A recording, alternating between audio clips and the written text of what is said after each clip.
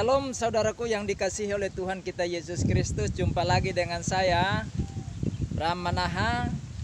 Dan kali ini kita akan membahas sebuah topik, yaitu Ustadz Kainama katakan Muhammad tokoh fiktif. Oleh karena itu, sebelum kita bahas lebih jauh, mari kita menyaksikan apa yang dikatakan oleh Ustadz Kainama berikut ini.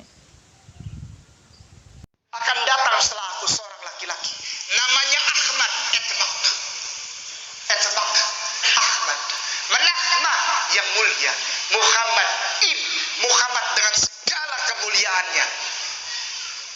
Dia akan menginsafkan bumi, menaikkan derajatmu, bikhota hasta, menaikkan derajatmu bi Allah, karena dia adalah Nabi Allah. Yohanes pasal 16 ayat 13. Saudara, dari pemaparan video yang disampaikan oleh Ustadz Kainama tadi, kita boleh mendengar bahwa Ustadz Kainama mengutip ayat Alkitab di dalam Yohanes pasal 16 ayat 13 dan mengklaim bahwa itu adalah Muhammad. Nah, oleh karena itu mari kita membaca ayat ini dan kita akan melihat konteks ayat ini dengan ayat-ayat referensi lainnya yang berhubungan dengan tokoh yang diutus tersebut. Apakah itu Muhammad atau tokoh lain yang dimaksud oleh Yesus Kristus di dalam Yohanes pasal yang ke-16 ayat yang 13 tersebut. Di dalam Yohanes pasal 16 ayat yang ke-13 bunyinya demikian. Tetapi apabila ia datang, yaitu roh kebenaran, ia akan memimpin kamu ke dalam seluruh kebenaran, sebab ia tidak akan berkata-kata dari dirinya sendiri, tetapi segala sesuatu yang didengarnya, itulah yang akan dikatakannya, dan ia akan memberitakan kepadamu hal-hal yang akan datang. Dari ayat inilah Ustadz Kainama mengklaim bahwa roh kebenaran itu adalah Muhammad sendiri. Oleh karena itu, supaya saudara tidak salah paham, maka saudara saksikan video ini sampai selesai, sehingga saudara mengerti maksud mengapa Ustadz Kainama mengklaim bahwa Muhammad adalah tokoh fiktif. Karena ayat ini tidak berdiri sendiri, tetapi ada ayat-ayat referensi lain yang berbicara tentang roh kebenaran ini.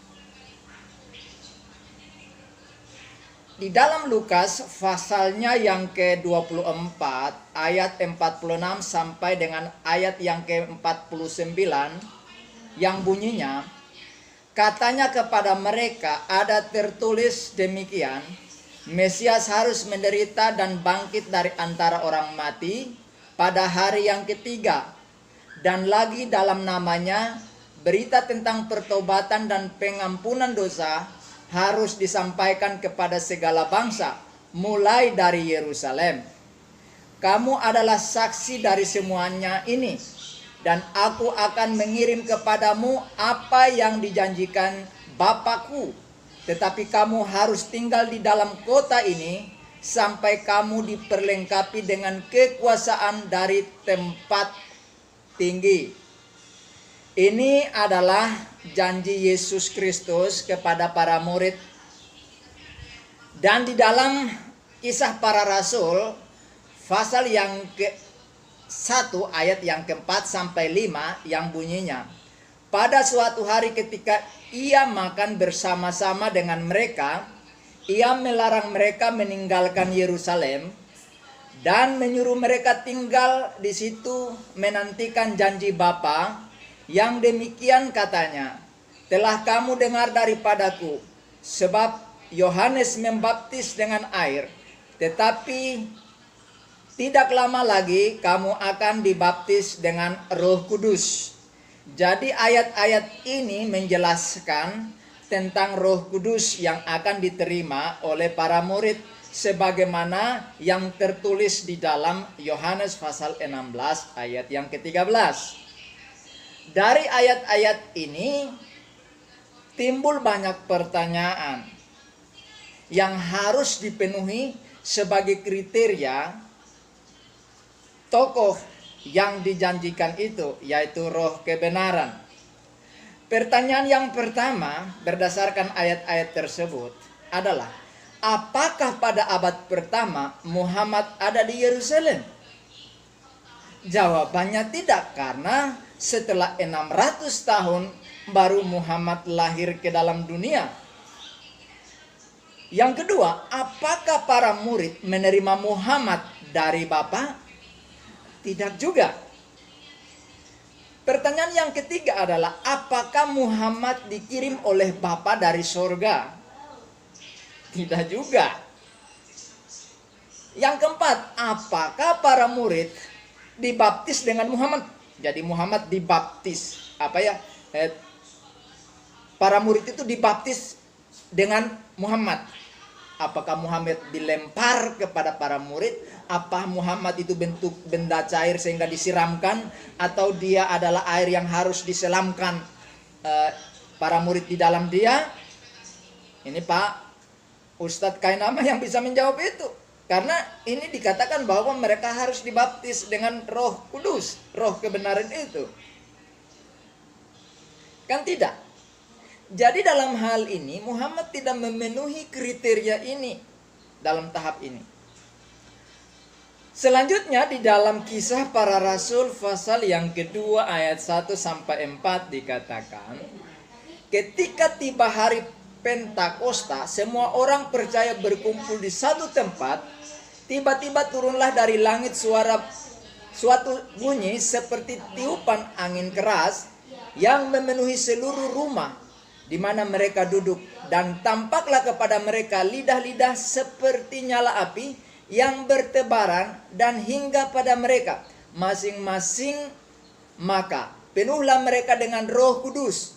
Lalu mereka mulai berkata-kata dalam bahasa-bahasa lain seperti yang diberikan oleh Roh itu kepada mereka untuk mengatakannya.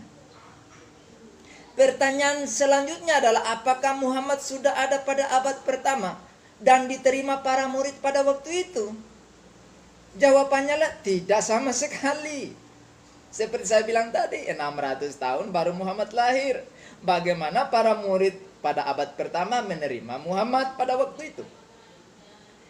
Kemudian di dalam Yohanes pasal 14 ayat 16 dan 17 dikatakan, aku akan meminta kepada Bapa dan ia akan memberikan kepadamu seorang penolong yang lain, supaya ia menyertai kamu selama-lamanya, yaitu Roh kebenaran.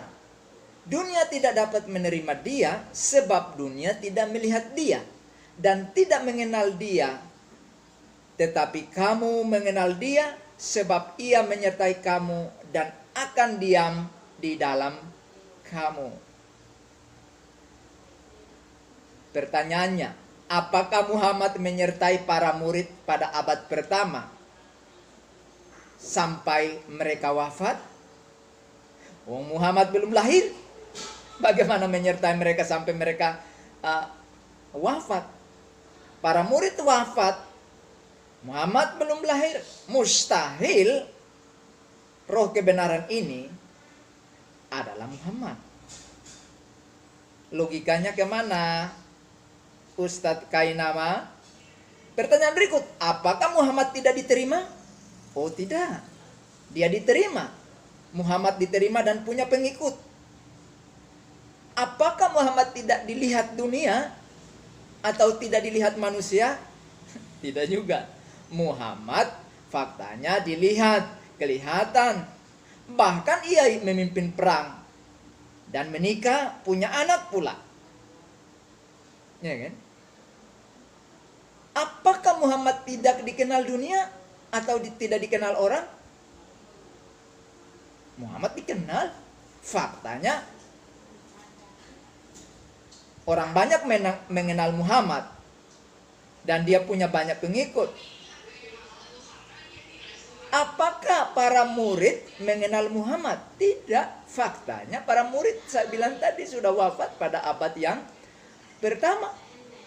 Muhammad belum lahir. Lalu dikatakan, apakah Muhammad tinggal di dalam para murid, diri para murid? Itu mustahil terjadi. Hanya yang tinggal di dalam diri orang itu roh. Makanya dikatakan roh kebenaran. Jadi kita fokus kepada dunia tidak melihat dia. Dikatakan dunia tidak melihat dia. Kenapa? Karena dia wujudnya roh. Roh itu tidak bisa dilihat. Kalau Ustadz Kainama katakan bahwa Muhammad itu adalah roh, pernahkah Muhammad dikatakan adalah roh? Tidak, dia adalah fisik yang nyata. Kalau Ustadz Kainama katakan bahwa Yohanes pasal 16 ayat 13 roh kebenaran itu adalah Muhammad, maka Muhammad tidak kelihatan dan tidak dilihat, sehingga tidak dikenal, tidak diterima. Maka Muhammad secara tidak langsung, Ustadz Kainama katakan bahwa Muhammad adalah tokoh fiktif yang tidak kelihatan. Dia hanya tokoh yang di angan-angan belaka. Jadi Ustadz Kainama ketika Anda mengutip ayat Alkitab, hati-hati. Lagi pula itu kan nubuat. Yang namanya nubuat, maka itu harus tinggal di dalam kitab yang kita miliki. Kalau Yesus dinubuatkan di dalam kitab perjanjian lama, karena orang Kristen memegang kitab perjanjian lama secara lengkap dalam bentuk buku atau kitab. Tapi Ustadz Kainama kalau mengatakan ini adalah nubuat, apakah orang Islam memegang Injil, memegang Taurat dan Zabur dalam bentuk buku secara lengkap yang mereka pegang, sehingga itu dikatakan nubuat untuk Muhammad? Faktanya orang Islam hanya memiliki Al-Quran, satu kitab saja. Kalau hanya ada asumsi itu ada dalam kitab orang lain dan mengklaim bahwa kitab itu adalah kitab mereka juga, itu sama dengan Ustadz Kainama, Anda menulis buku atau Anda membuat skripsi atau Anda membuat tesis, kemudian mengutip intisari dari sebuah buku yang Anda kutip untuk mendukung argumentasi Anda, kemudian Anda mengklaim buku yang Anda kutip itu, isi buku yang Anda kutip itu adalah buku Anda, itu kan pemikiran yang konyol gitu. Jadi Anda hanya mengutip intisari daripada sebuah buku, lalu Anda mengklaim buku itu adalah buku Anda.